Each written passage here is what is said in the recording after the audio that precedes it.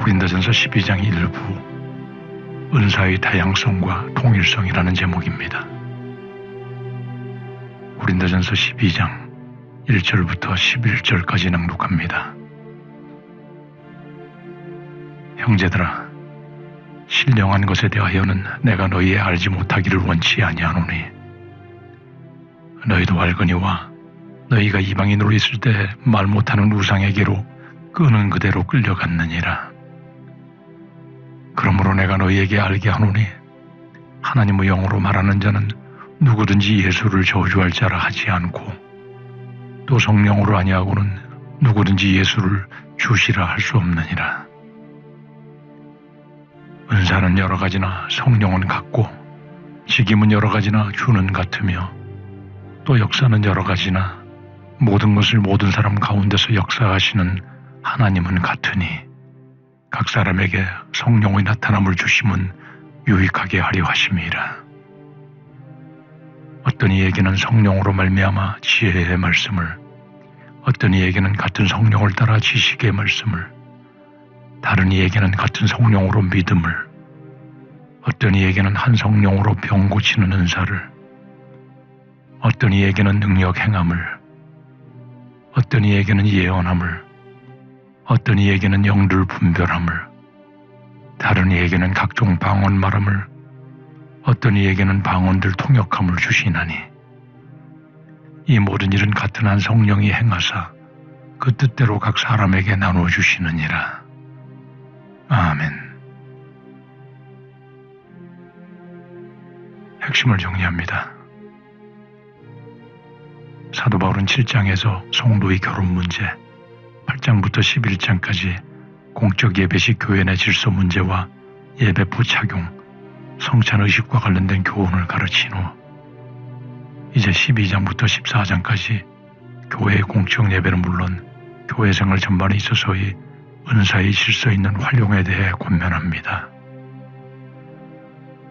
1절에서 형제들아, 신령한 것에 대하여는 내가 너희의 알지 못하기를 원치 아니하노니라 합니다. 신령한 것이란 원어로 푸뉴마티콘으로 성령을 받은 사람들이라는 의미이며 너희의 알지 못하기를 원치 아니하노라라는 뜻은 반드시 알아야 한다는 것을 강조하는 것입니다. 2절에서 너희도 알거니와 너희가 이방인으로 있을 때 말 못하는 우상에게로 끄는 그대로 끌려갔느니라고 합니다. 말 못하는 우상이란 앞서 이미 언급하였던 거짓 신을 의미하는 것이며 끄는 그대로 끌려갔느니라고 하는 표현은 거짓의 아비 사탄의 미혹에 의해 사로잡힌 상태를 말합니다. 3절에서 그러므로 내가 너희에게 알게 하노니 하나님의 영으로 말하는 자는 누구든지 예수를 저주할 자라 하지 않고 또 성령으로 아니하고는 누구든지 예수를 주시라 할 수 없느니라고 합니다. 하나님의 영은 성령을 말하며 저주할 자라 하지 않는다는 것은 저주를 받은 자라고 하지 않는다는 것으로 성령의 감동으로 말하는 자는 예수님을 거부하지 않고 예수님을 주로 고백하게 됨을 말하는 것입니다. 사도 바울이 이렇게 서두를 꺼내는 것은 모든 성령의 은사의 근본은 예수 그리스도가 주임을 고백하는 것임을 말하며 많은 은사를 받은 고린도 교인들에게 본질적 중심을 잡게 하는 것입니다. 4절에서 은사는 여러 가지나 성령은 같다고 합니다.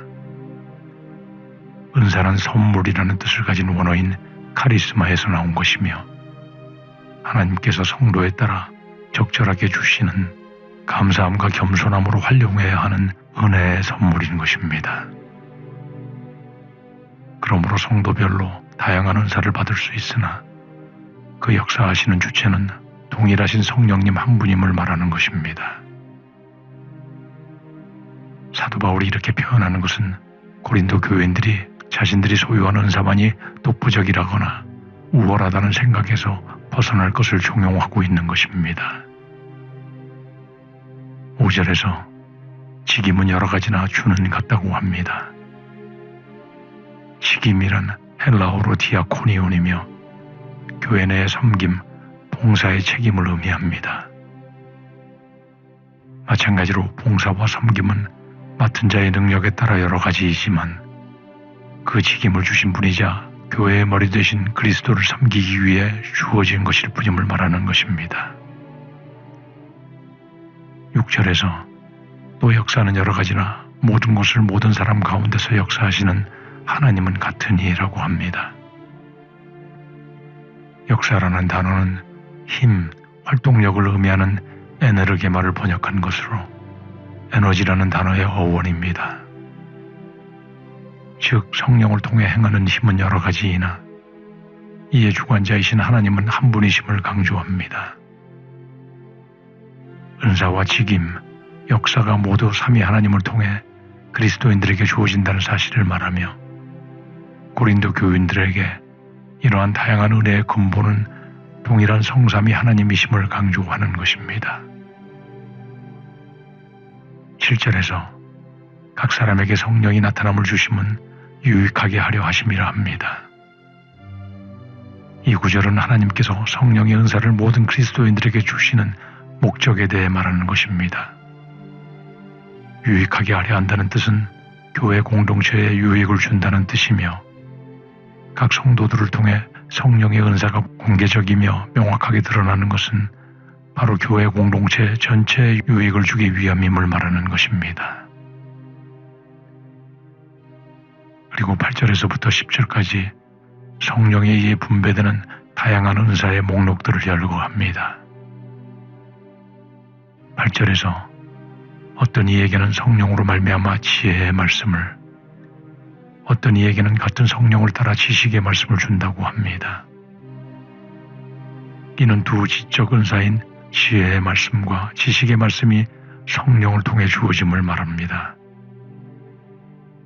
지혜는 헬라어 소피아이며 지식은 그노시스이고 말씀은 헬라어로 로고스로서 지혜와 지식은 서로 유사하나 많은 의견들이 있지만 지혜는 성령의 조명에 의해 깨달은 진리를 의미하는 것이며 지식은 성령에 의해 현상을 이해하게 하는 지적 능력을 의미할 것입니다. 또 9절에서 다른 이에게는 같은 성령으로 믿음을, 어떤 이에게는 한 성령으로 병 고치는 은사를 줍니다.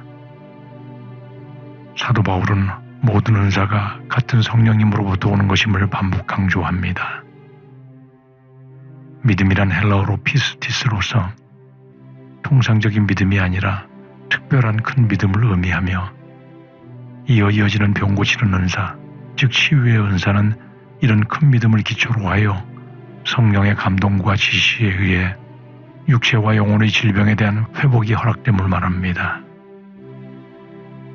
10절에서 어떤 이에게는 능력 행함을, 어떤 이에게는 예언함을, 어떤 이에게는 영들 분별함을, 다른 이에게는 각종 방언 말함을, 어떤 이에게는 방언을 통역함을 주시나니라고 합니다. 능력이란 헬라어로 뒤나미스이며 성경에서는 주로 기적을 나타내는 단어로 사용되었고 자연의 법칙을 초월한 기적적인 하나님의 능력이 드러나므로 다른 사람들에게 봉사하는 능력을 말합니다. 예언이란 말을 통하여 내다, 미리 경고하다는 의미의 단어이며 주로 선지자직과 관련된 은사를 말합니다. 앞으로 이루어질 일에 대한 하나님의 계시를 전달하는 은사를 말하나 단순히 미래를 예측하는 행위만을 뜻하지 않고 하나님의 감추어진 계시의 내용과 뜻을 명확하게 이해하여 선포하는 것을 함께 의미합니다. 그러므로 사도 바울은 14장에서 모든 은사들 중에서 특별히 예언의 은사를 사모하라고 권합니다.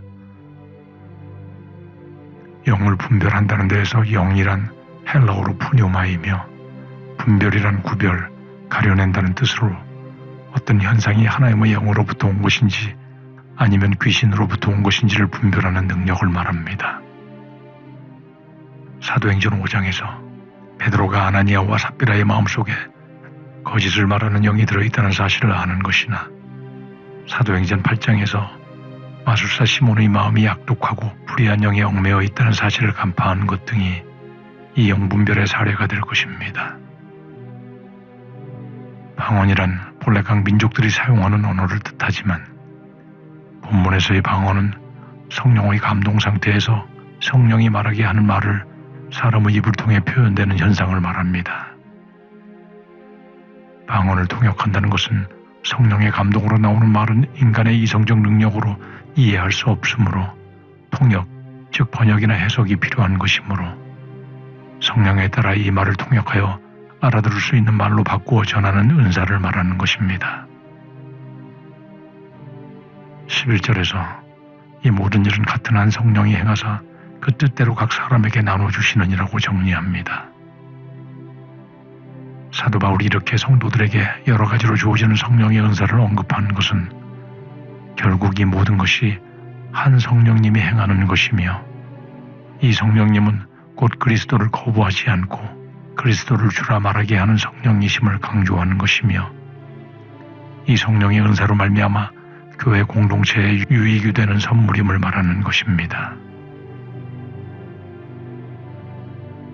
성도들에게 성령 없는 믿음이나 섬김은 있을 수 없으며 주를 그리스도로 진정한 마음으로 고백한 모든 성도들에게는 성령의 선물이 임하므로 성령이 함께하며 성도들에게 주어지는 다양한 은사를 감사하며 더욱 겸손하게 이 선물을 사용하여 교회의 덕을 세우고 교회와 성도들에게 유익하게 하는 목적으로 사용할 수 있어야 할 것입니다.